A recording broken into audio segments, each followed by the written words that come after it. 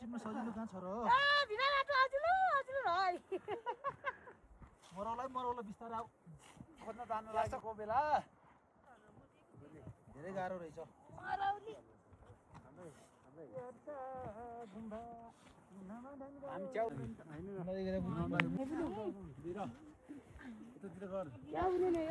okay guys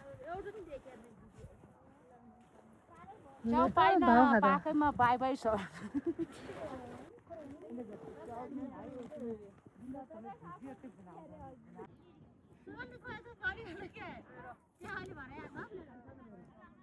च्याउ बाको नजिक मजा है पानी नपरिकन पानी परे त च्याउ नेत्ती रहेछ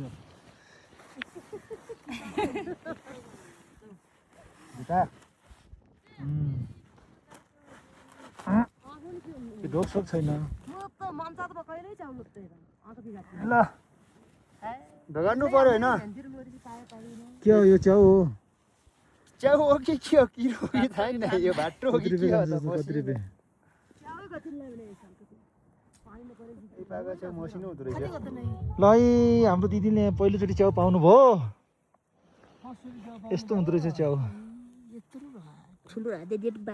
कतिवटा भेटाउनु भयो अहिलेसम्म बल्ल दिदीले भेटाएनौ भेटाएनौ एउटा नि ल यस्तो च्याउ देखाइदिनु त यता ल यस्तो हुँदो रहेछ यी